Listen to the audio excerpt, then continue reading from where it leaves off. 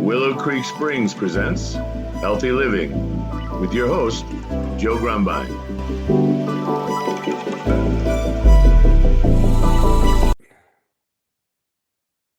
Well, hello and welcome back to the Healthy Living Podcast. I'm your host, Joe Grumbine, and today we've got a very special guest. His name is Raymond Lavine, and Raymond is an interesting guest because he has experience that goes into all sorts of facets, and we're going to be talking about caregiving, possibly insurance, all sorts of health-related topics. And he's also a co-author of Empathy and Understanding in Business and the host of Planning with Purpose, The Caregiver's Blueprint. Raymond, welcome to the show. I know we've been going back and forth for a little bit. It's great to have you. I'm looking forward to hearing about your story. Well, thank you for having me on your program. I'm honored to be here. So I always like to start a conversation to see how did our guests find their way here, and in your example, how did you find your way to the work that you're doing right now? Was this your life dream as a child, or is this something you stumbled into? Or tell us about how you got where you are. Well, most of my background has been in financial services. I've been with City National Bank, and I've also been with insurance companies, Mutual of New York and New England Life. It's now part of it's a Canadian company. I can't think of the name now, but Okay. I know it's owned by MetLife. And I also founded and ran for a while a mortgage banking. And I've also been in property management. And so it's mostly, financial services. But Okay. the way I got into long-term care benefits was it was gradual. But eventually, when we needed a long-term care plan, I like, and I heard the fellow that sold us our plans.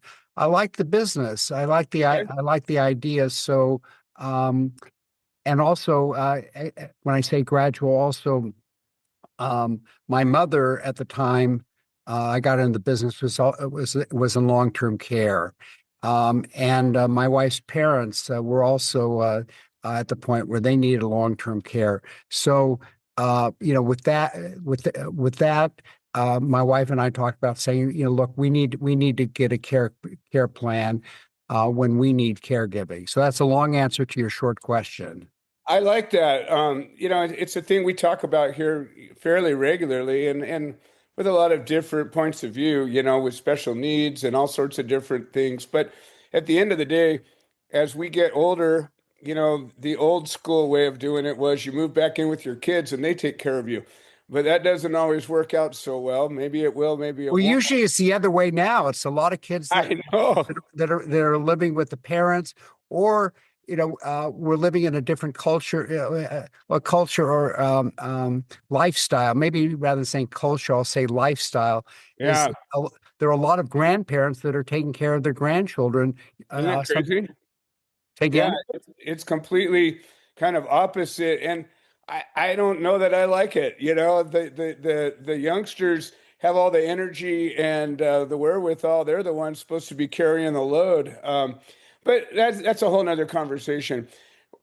When you're dealing with insurance, But it is part of aging. I mean, yeah, and lifestyle of what oftentimes the plan you have doesn't always meet reality. And what I mean by that is that you think, we have a family, and then they leave, and we're empty nesters. And then we do this or that, and then we find out, things happen. right. It could be because of economics, job. It could be because of health issues. It could be mental health. There could be a lot of reasons why the plan changes, not because you planned it. It just happens where either the children return to home for various economic reasons or social, Right. or or the people's kids, because for various reasons the parents cannot take care of the grandchildren. So Yeah. the only thing I could say is that if you're a grandparent and you're taking care of kids, you better find some enthusiasm somewhere. There you go. Hey, on some level, maybe it helps keep you young. Keeping active and keeping enthusiastic is definitely part of the longevity code. So there could be some wisdom in all that. So coming out of the insurance game, insurance is a pretty complicated conversation these days. And there's life When you say it's insurance. complicated, what do you mean by complicated? Because when I explain it to people, I try to uncomplicate. So tell me what. Go ahead. Well, complicated in I have a problem. I need insurance.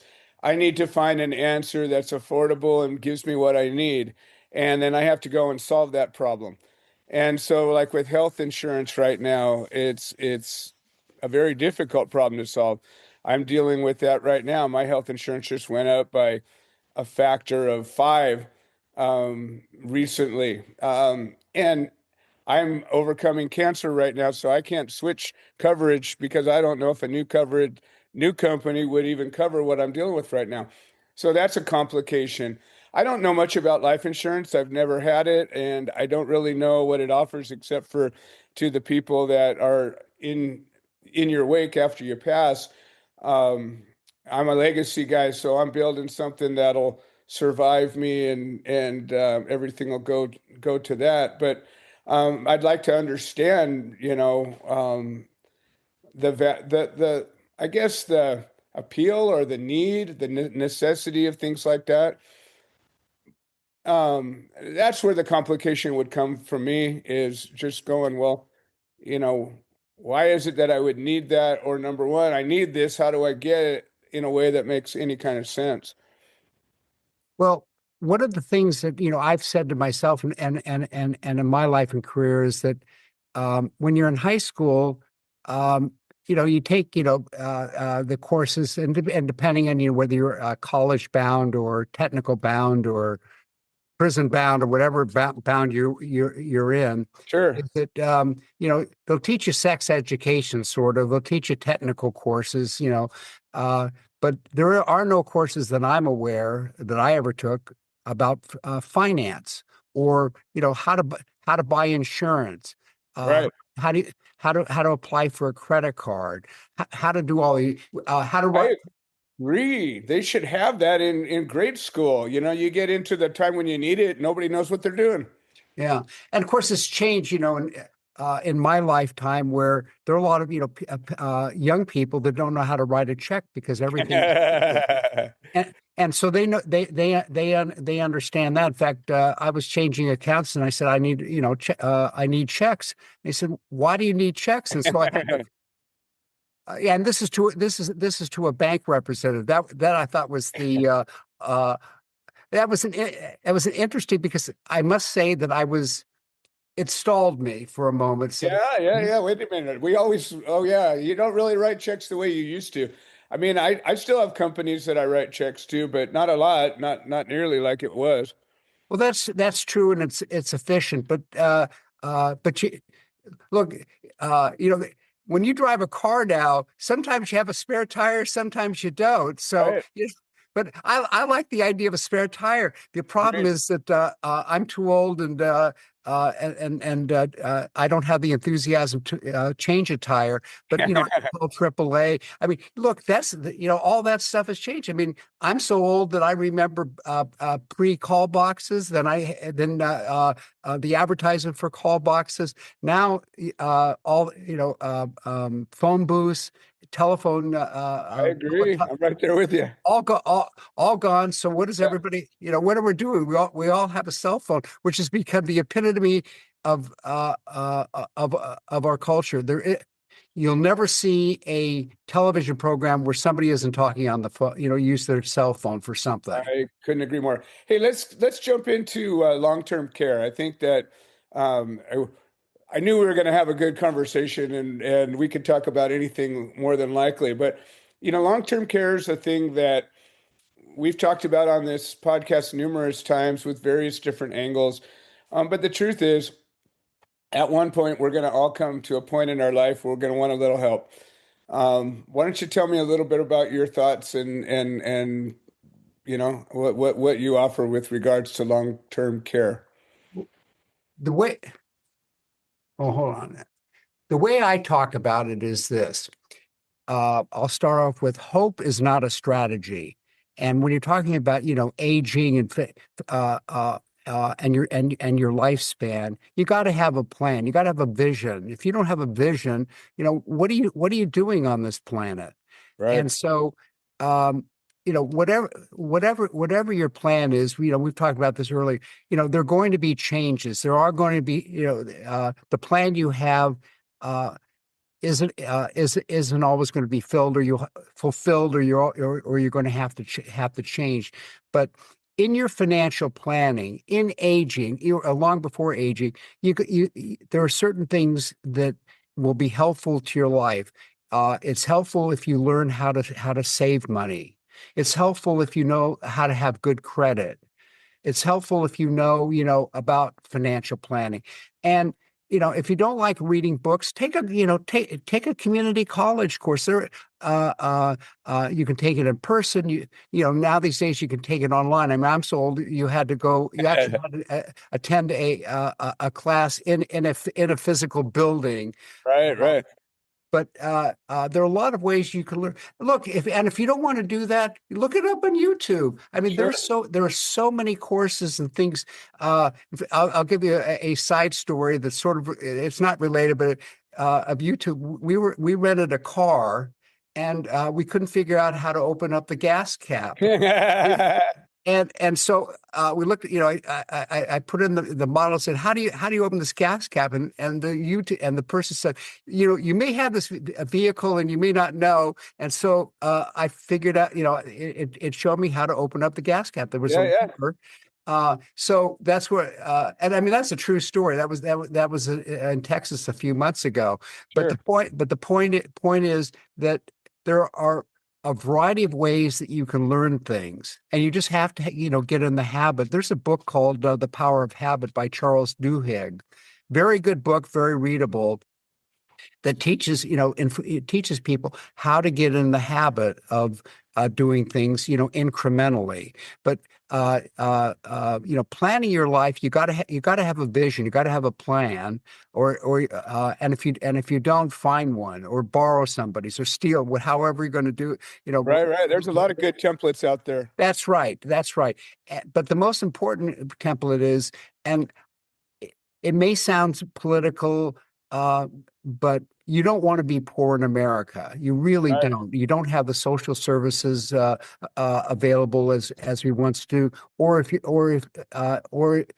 it's not reliable. And there's so many aspects that I can talk about it, because I think people feel that they're entitled to something.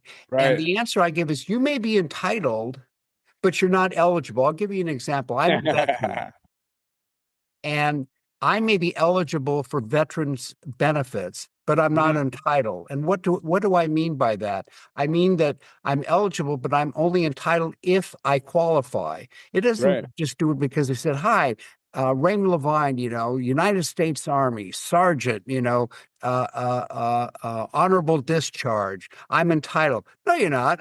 No, I'm not. I'm eligible, maybe, based on certain criteria, and most of it comes down. Oh, I'm shocked to say this. It comes down to about your finances. What assets do you have? Do you have a home? Do you have retirement plans? Do you have other assets that may or may not make you eligible? So, absolutely, I think that's important. I think, things like, as I turned 60 this year, so I'm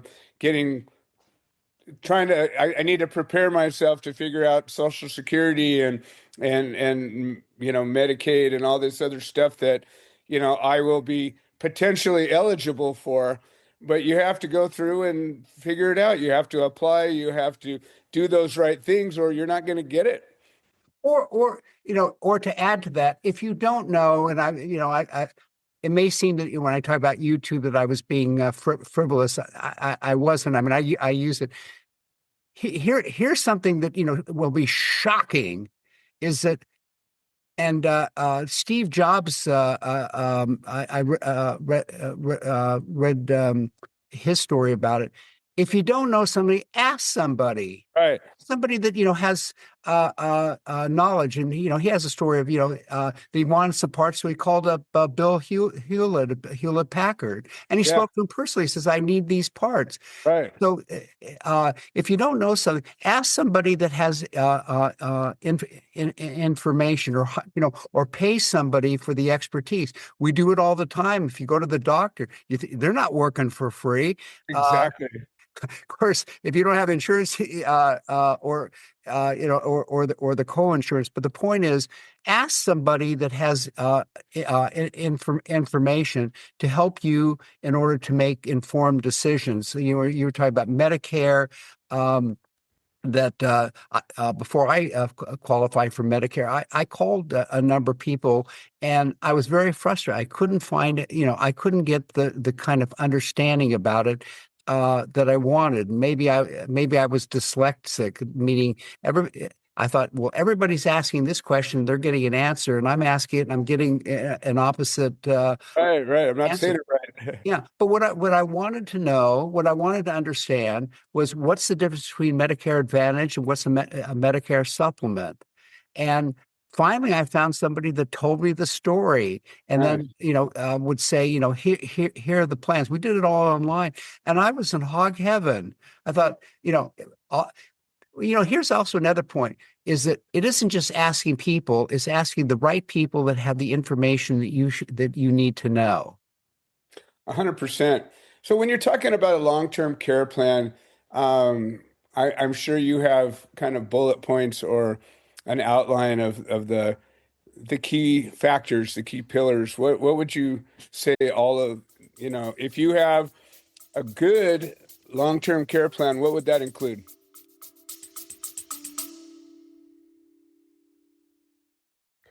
Hi, this is Joe Grumbine, and I wanted to share an update. The platform that hosts this podcast has made some changes to the subscriber settings, and we have a number of subscriber-only episodes that we offer to the supporters, and for a minimum of $3 a month, we can get you signed up. And if you're already signed up and you're having some kind of trouble locating these episodes in the other platforms, I would say maybe the best answer is to unsubscribe and then resubscribe. I'm sorry for the hassle. I don't have any way to make a change, but I'm very grateful for all the support. Thank you. There are three questions that I ask people. The first is, what's your vision about it? Another way of saying, what do you want your caregiving to do? This is also part of, life planning. And eventually, there are either decisions that you will make or that will be made for you. And Americans usually, they'll say, I don't want government. I don't want people to tell me what to do. I don't want my wife to tell me what to do, or my spouse. I don't want people to tell me what to do.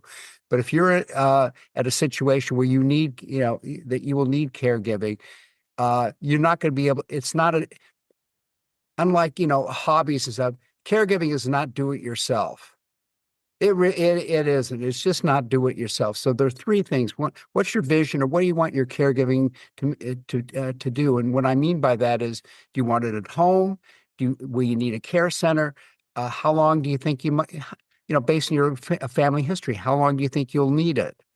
Do you have longevity in your family? And, there's also a thing of people just say, well, yeah, I'm 85 and I'm in good health. Great. But at some point, you may think you're in good health. You may think everything is fine, but you actually may need more care because you're Right. forgetful or driving. Things wear out. Yeah. Exactly. Or even look, Warren Buffett, actually he's even admitted he's slipping. And also seeing his movements, and he probably, he needs a level of caregiving, even though he could say, look, even if he's retired, but frailty. And this is, sometimes frailty is a process where you may be in fairly good shape, but you're frail. You're not able to do all the things. And that's part of, what's your vision if you need care. The second is the sooner you have a caregiving plan or any kind of plan, do it now, do it soon, have something in place, just like you have your retirement planning and your estate planning, and then incrementally, take a look at it. The other is your health assessment.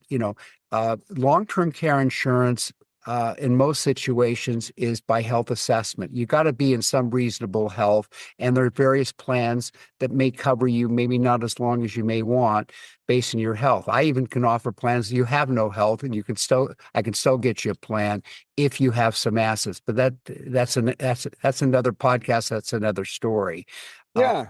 But there are various ways that you can do it. Now, I'm not going to. It's whatever caregiving plan you have. If you want to self-fund, or what they call self-insure, but that's really, you're not self-insured. You're self-funding. Right. And if you want to use your assets and you're happy with paying for it with after tax, then that's what you're going to do. Or your financial planner says, look, you make enough money, you can do both lifestyle and your caregiving. You won't. I mean, unless you're worth hundreds of millions of dollars, it's not practical. And even if you do, that it's still a better investment because it's tax free. And right. we're in tax season. You're gonna tell me that people are talking to their tax preparers saying, "Hey, I want to pay as much taxes as I can." I want my local, state, and federal. I want them to have as much money so they can fill up all the potholes and do all the things I want to do. Which actually I'm pro filling up potholes. I will tell you my political position. I like good streets, but the third is, when the sooner you have a care plan, whether you own an actual long-term care plan or you don't, is that the older you are, the higher the premiums. Why? It's real obvious. Right. You're nearer to caregiving. However, you never know. I mean, you're 60. You say you've had cancer. That's a long way, and you may live another 20 years, Oh, I'm gonna 25 live years, longer than that. if all goes well. I'll live But another 50 years. yeah, well, good luck on that. But You'll but see. but the point is that things can happen to you at different times, Sure. because caregiving isn't just old. People always think, when they see us old people, wandering around, that's the time to think about it. The best time to think about it is in your, beginning, maybe in your 30s or 40s. Why? Right. Because it isn't just old age and frailty. A lot of things happen to you: cancer, strokes, heart attacks, neurological, cognitive, car accidents, illness, all kinds of things that happen to people at all different ages.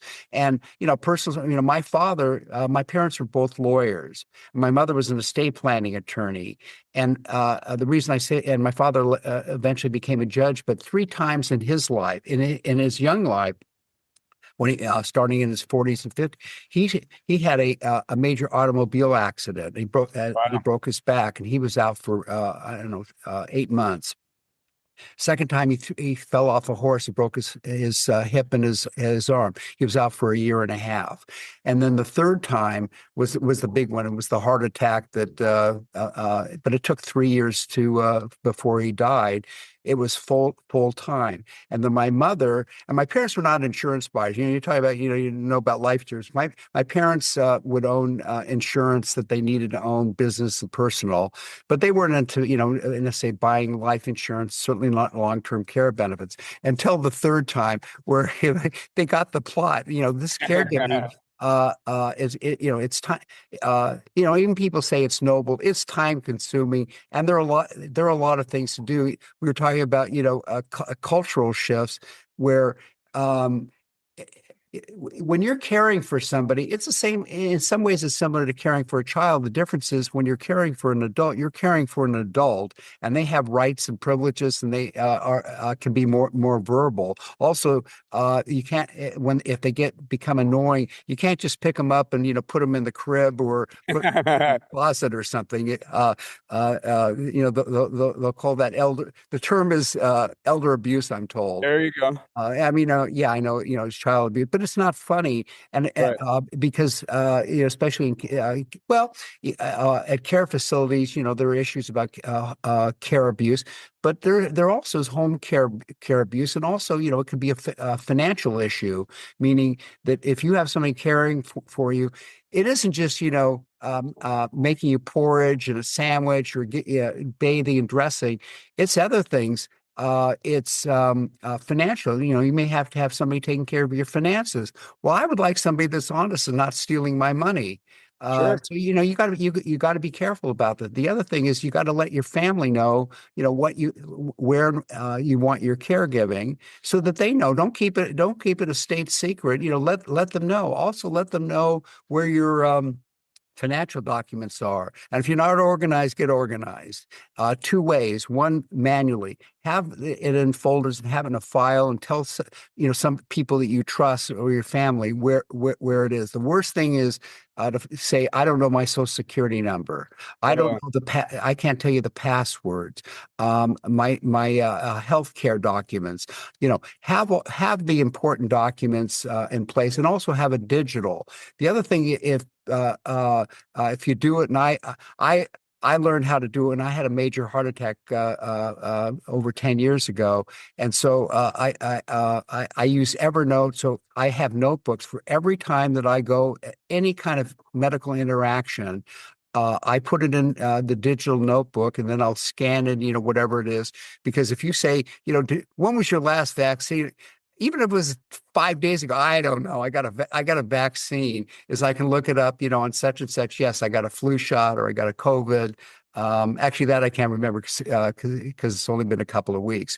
But that's the way I organize myself, because it scared me that I thought, hey, I'm in this business and I'm advising people, and my shoes have holes in them. Maybe if I'm going to advise people, I should take my own advice. Agreed. Agreed. Well, Raymond, this has been fascinating. I would like to see if you had a minute or two to share a central thought or something that wraps all this up into a package, or a little, what they call an elevator pitch for our listeners. What would that look like? Well, go to my website, www.LAV as in Victor, INE, LTCINS.com, LavineLTCINS.com. And there are a couple of things that you can do. If you look in the upper left corner of the website, you can put in your information about your lifestyle, and be honest. Be honest about your lifestyle, and it will let you know, your possible longevity based on your lifestyle. And then it will show you if you needed caregiving, depending on how many years, what it would cost. So it'll give you sort of, it'll give you a reality check, but also hopefully it will say, look, based on this, maybe if I don't have a caregiving plan and I don't have my estate plan, perhaps I should get my affairs in order. And the other is that on most websites you go to, it'll have frequently asked questions. And Okay. I've never been a fan of frequently asked questions, because it usually never answers what I want to know. So I have an AI generated where you can ask questions. You can even who is Raymond Lavine? But you can ask questions about, what is, I'll give you the main question. Everybody out. How much does long-term care insurance cost? Of course, the answer to that is based on your age, your premium, what you want to accomplish. But it will give you an answer, so you don't have to look through the frequently asked questions. You can write it in, and it will give you a good answer. Oh, nice. Excellent. All right, Raymond. Well, this has been an absolute pleasure. I thank you for joining the show. Is there any other contact that you want to share with our listeners so that they can find you? Well, they can find me three ways. One of the search engines, put in Raymond Lavine. You can find me on LinkedIn. You can find me on Facebook. I don't use Reddit and TikTok, so if you look for me there, you won't find me. But search engines, LinkedIn, Facebook. Beautiful, beautiful. Well, thank you so much, Raymond. And I'm looking forward to exploring a little bit of this myself. And, I always like to welcome our guests back as we opened up a lot of doors. There's probably a lot more we could talk about with regards to maybe some of the specifics about insurance and how some of these things work or what they look like. But I definitely want to open the door to come back and continue conversation. And just want to thank you for joining us today. It will be my pleasure. It's been my pleasure to be on your podcast today. It'll be my pleasure if you invite me in the future. I will attend, as they say. Beautiful, beautiful. Well, this has been another episode of the Healthy Living Podcast. I'm your host, Joe Grumbine, and I want to thank our listeners that have made this show possible. And we will see you next time. This has been another episode of the Healthy Living Podcast. We produce this show so that people can share their stories, people that have overcome obstacles, people that are undergoing obstacles. We're building a community of health-minded individuals. If you're interested in supporting the show, please leave a review on the platform you're listening to it on. If you're interested in becoming a guest, please send an email to itsjoegrumbine@gmail.com, or you can send a note into the notes section of the podcast. All right. Well, thank you for supporting this show, and we hope you've enjoyed it.